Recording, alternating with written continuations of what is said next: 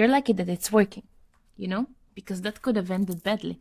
Chuch, hey, my camera. Okay, you taking the spot. Hello. Hello. It's like my camera is focusing on him. Chuch, no. No.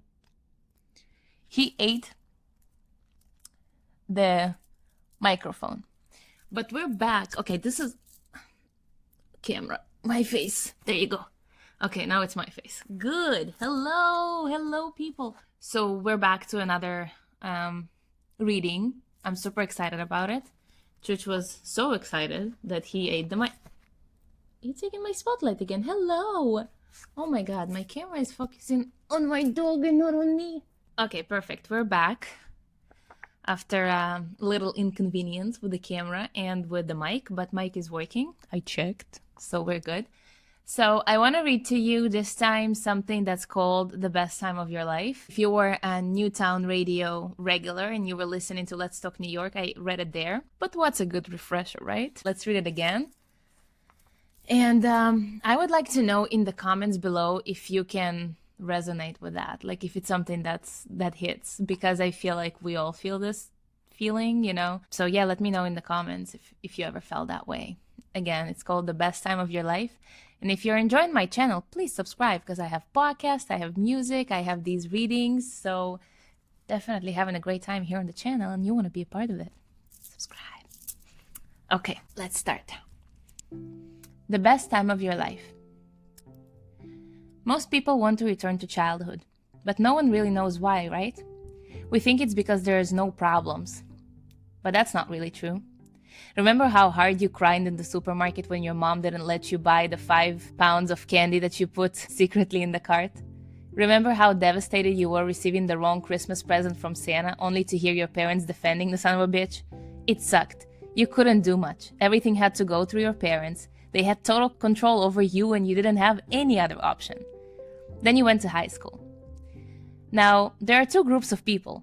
Those who miss high school and can't let go of the amazing memories they have, and the other group, who wishes to burn those high school memories forever and never to revisit them again. So, nerds and the popular kids, right? Whichever one you were in high school, whether you were the cool kid with a ton of friends or the nerd on the back of the class with one friend who they still in touch with today, we all experience some of the same teenage crap. Remember the first heartbreak? How you thought it was the end of the world and you would never love again because you just lost the only person in this entire world who understands you? And how about homework? Do you miss wasting time on solving problems and equations that you know damn well won't serve you in life just to avoid your parents' angry or disappointed face when you bring them that C? And let's talk about those C's. Do you miss the exams? The stupid questions about the whatever revolution, the long essays about your opinion on the economy in China, and of course, the family tree you needed to present in front of the entire class of people who couldn't care less about your grandma. Miss those? Yet somehow, we think it's easier to be a child. Why do you think that is? Some of you would say, well, at least you didn't have to pay bills. True. However, you also didn't have the autonomy to choose what you want to do. You were poor by default. And no, your after-school job at McDonald's doesn't count. Some of you would claim, because you didn't have no family, no wife, no kids, no responsibilities. And although this is very true observation, your spouse and kids shouldn't make you miserable. So that one is on you. So if that's your excuse, get divorced, be single for one day, be happy for a minute. But if you don't understand the value of family and the support of your loved one, you are a child, just not a happy one. And what about the excuse of not being held accountable for shit? Is that why it was more fun? You could do all this shit and get away with almost anything. But then you need to realize that nothing is really accountability free. Everything has a consequence. Your poor kindergarten behavior led to a public school where you didn't get much attention, hence the poor report card in the end of the high school years that reflected on your college application, and so on and so on. You get it. Don't forget the poor habits you picked on the way, like drinking and smoking, which you still do today, and your poor diet that you think it's not affecting you in any way.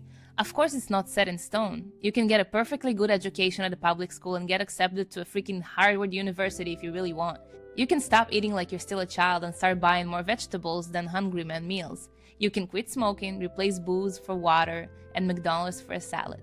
But not if you live your life accountability free. But back to my point. I think I know why we're clinging to our childhood so much. I think I know why, despite everything, it was the best time of our lives. Ready for it? When was the last time you believed you're capable of anything you desire? When was the last time you truly believed your dreams will come true? When was the last time you proudly shared with someone your insane goals and didn't feel like an idiot right after? When was the last time you didn't feel ashamed of trying to achieve the so-called impossible? When was the last time you truly imagined something with the pure belief it will come true? When was the last time you blew out a birthday candle asking for a crazy wish with an insane naivety that it will happen? I'll tell you when. When you were a child. A kid that says they want to be an astronaut is simply manifesting their reality.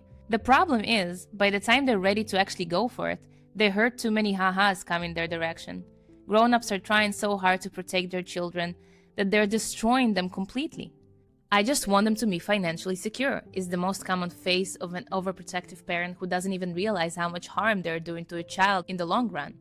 The child ends up going to a college to pursue a safe bet career, meets a safe bet spouse, accepts a safe bet job with a secure pension and benefits to be financially secure, and then wonders why they're so damn miserable in their job, their relationship, their life. So maybe instead of clinging to childhood and remembering it as the happiest time of your life, take an action in your life now and be an adult with a childlike mindset, an adult that believes. So I'll ask you this now, hoping it's not too late. When was the last time you delusionally believed you will achieve your dreams and desires? Maybe it's time. If you felt connected to this piece, and if you feel like it's time to shift your life and you're miserable and you're unhappy and you lost your childlike mind and you don't have dreams and hopes, I just want you to know that you're not alone, first of all. And secondly, this is exactly what my channel is about. This is exactly what the podcast Aligned as Fuck is about. We're talking about change, shifting your life, and living the life of your dreams because it's fucking possible. And it's possible to do that no matter how old you are, no matter how rich or poor you are, no matter how single or in a relationship you are. You can always, always, always change your life. So if you felt connected to it, I want you to comment below, change, because we're going to do this together.